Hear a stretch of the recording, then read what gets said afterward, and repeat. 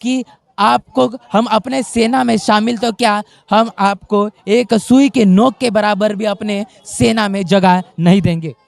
जब ये बात समझ में आ जाती है रायनाथ, सिद्धनाथ और तमाम उन 500 शूरवीरों को, तो उन्हें ठान लेते हैं कि इसी पेशवाई को हमको जड़ से उखाड़ फेंकना है। और उसके बाद में लड़ाई लड़ी जाती है 28,000 पेशवाओं की, साथ में 500 लोगों की।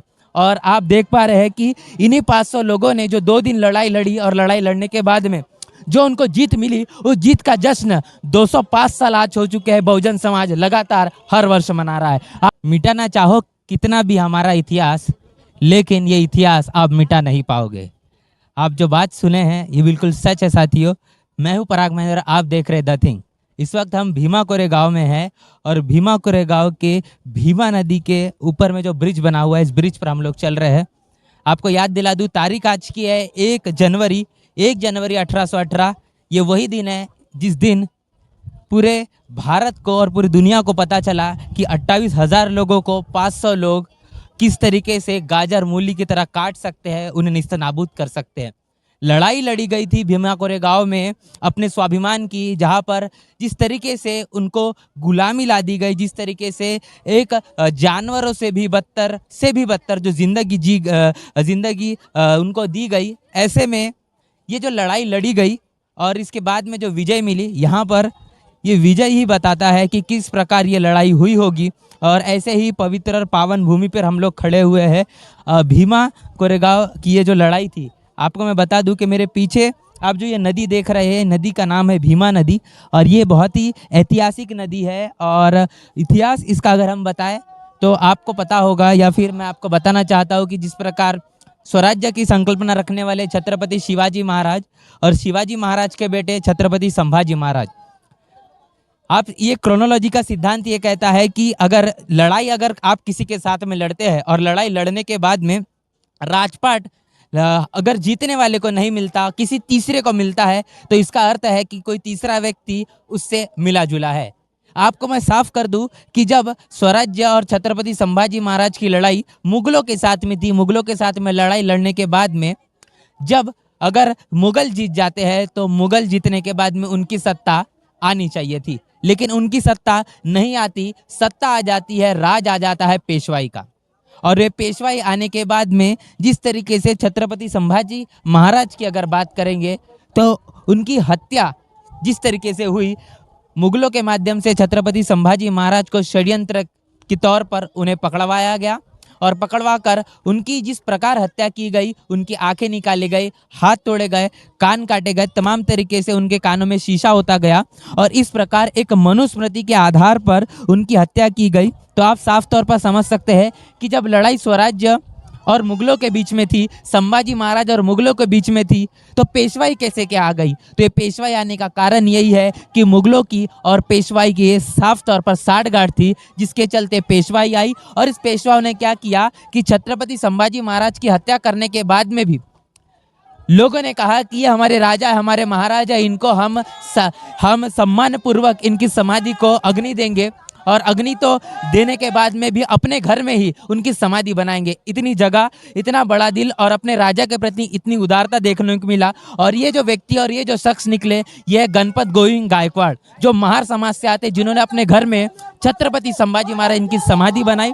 और समाधि बनाने के बाद में ये ही इस भीमा कोरेगांव के जिस भीमा नदी में खड़े हैं, इससे तकरीबन 7 से 8 किलोमीटर डिस्टेंस में, दूरी में एक बड़ू बुजुर्ग गांव आता है। वहाँ पर छत्रपति संभाजी महाराज की समाधि है। और साथ ही आपको बता दूं कि वहाँ पर गणपत गोविंद गायकवाड़, जिन्होंने संभाजी महाराज को समाधि दी, उनकी भी समाधि ये यहाँ पर आपको वहाँ उस गांव में देखने को मिलेगी। तकरीबन 8 किलोमीटर का डिस्टेंस है। तो आप साफ तौर पर समझ सकते हैं कि जिन लोगों ने अपने राजा को, अपने छत्रपति संभाजी महाराज, इन राजा को मान सम्मान दिया, उनके ही समाज के लोगों को, महार समाज के लोगों को जिस प्रकार गुलामी ला दी गई, जो गुलामी थी गले में मटका और कमर में झाड़ू, आप सोच सकते हैं कि कितनी खतरनाक गुलामी होगी कि आप पूरे दिन में सिर्फ 12 बजे निकलेंगे। आप अपने जिस प्रकार आप चलते भी है, तो आपके कमर के झाड़ू के माध्यम से आपके पैरों के जो निशान है वो मिट जाना चाहिए। आप रास्तों पर थूक नहीं पाएंगे। शिक्षा आप ग्रहण कर नहीं पाएंगे, शस्त्रों को हाथ में नहीं ले पाएंगे, आप धन संचय नहीं कर सकते, और इतना ही नहीं तो राजा आप नहीं बन सकते। ये तो बहुत बड़ी बात हो गई। इतनी खतरनाक जो गुलामी इस पेशवाई ने दी, जिसका बिगुल, जिसकी क्रांति इसी भीमा कोरेगांव के इस पावन भूमि से की गई। और इनका मानना था कि इतनी गुलामी होने के बावजूद भी उन्होंने ये ठाना कि हमको पेशवाई के खिलाफ नहीं लड़ना है। और उन लोगों ने क्या किया, तमाम 500 महार शूरवीर हम जिनको कहते हैं, ये जो मार्शल कौम से आने वाले लोग हैं, इन लोगों ने सोचा कि हमको क्या करना है, तो हमको छत्रपति संभाजी महाराज का जो बदला तो लेना है, लेकिन हमको पेशवाई के साथ में नहीं लड़ना है। हम इस देश के अंदर में जो अंग्रेज है इनको देश से बाहर निकालेंगे। लेकिन जब पेशवाओं के पास में जाते हैं और पूछते हैं कि हमको आपके साथ में तो लड़ाई लड़ना है, तो पेशवाओं का ये कहना रहता है कि आपको हम अपने सेना में शामिल तो क्या, हम आपको एक सुई के नोक के बराबर भी अपने सेना में जगह नहीं देंगे। जब ये बात समझ में आ जाती है रायनाथ, सिद्धनाथ और तमाम उन 500 शूरवीरों को, तो उन्होंने ठान लेते हैं कि इसी पेशवाई को हमको जड़ से उखाड़ फेंकना है। और उसके बाद में लड़ाई लड़ी जाती है 28,000 पेशवाओं की, साथ में 500 लोगों की। और आप देख पा रहे हैं कि इन्हीं 500 लोगों ने जो 2 दिन लड़ाई लड़ी, और लड़ाई लड़ने के बाद में जो उनको जीत मिली, उस जीत का जश्न 205 साल आज हो चुके हैं बहुजन समाज लगातार हर वर्ष मना रहा है। आप मेरे पीछे और मेरे आगे और आप जहां पर भी नज़र घुमाएंगे, वहां पर सिर्फ आपको लोग ही लोग नजर आएंगे। इनके हाथों में नीला झंडा है, इनके गले में नीला गमछा है। तमाम तरीके से जो जन सैलाब है, ये पूरा जो भीमा कोरेगांव का जो परिसर है, ये नीला नीला हो चुका है। ग्राउंड रिपोर्टिंग हम आपको दिखा रहे हैं, एक्सक्लूसिव तस्वीरें हम साफ तौर पर आपको इस भीमा कोरेगांव के जगह से दिखा रहे हैं। क्या सोच रखते हैं, क्या मानना है इस आपका इस पूरे मामले को लेकर, इस पूरी घटना को लेकर, इस ऐतिहासिक बातों को लेकर, और आज के 1 जनवरी के शौर्य दिवस को लेकर। साथियों, बता दूं कि ये जो घटना है, या जो ये इतिहास रहा, ये इतिहास इतनी बड़ी ये लड़ाई लड़ी गई, जिसका जो इतने स्वर्ण अक्षरों में लिखा गया। और इन्हीं तमाम 500 शूरवीरों को मान वंदना देने के लिए जो लोग आते हैं, तो इनके मान सम्मान में अब मेरे सामने में देख सकते हैं, यहाँ पर एक स्तंभ बनाया गया है जिसे विजय स्तंभ कहते हैं।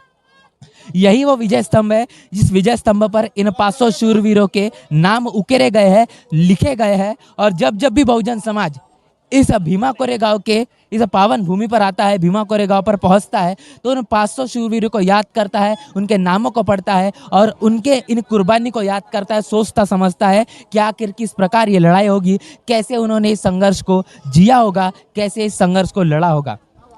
आप अगर इन तमाम बहुजन महापुरुषों को मान वंदना देना चाहते हैं, दे रहे हैं, किस प्रकार आज का अपना शौर्य दिवस मना रहे हैं, कमेंट बॉक्स में आपकी प्रतिक्रिया बनाएं, अब हमें बताएं। और ये जो जनसैलाब यहाँ पर आया हुआ है, इसको लेकर आपका क्या मानना है, इसे भी हमें कमेंट बॉक्स में ज़रूर बताएं। द थिंग आपको जो रिपोर्ट दिखा रहा है, द थिंग आपको जो एक्सक्लूसिव तस्वीरें दिखा रहा है, इसको लेकर आपका क्या मानना है। आप अगर हमें सपोर्ट करना चाहते हैं तो सब्सक्राइब हमें ज़रूर करें। सब्सक्राइब कर हमें आपका साथ और सहयोग कितना है वो ज़रूर पता चलता है। तो इसी के साथ साथ इस वीडियो को हम यहीं पर समाप्त करते हैं। क्या सोचते हैं, आपकी राय हमें कमेंट बॉक्स में ज़रूर बताएं। बने रहे द थिंग के साथ, तब तक के लिए जय भीम, जय भारत। बहुजन विचारधारा को घर घर तक पहुंचाने के लिए हमारे YouTube चैनल को सब्सक्राइब करें, लाइक करें, कमेंट करें, शेयर करें और बेल आइकन की घंटी दबाना ना भूलें।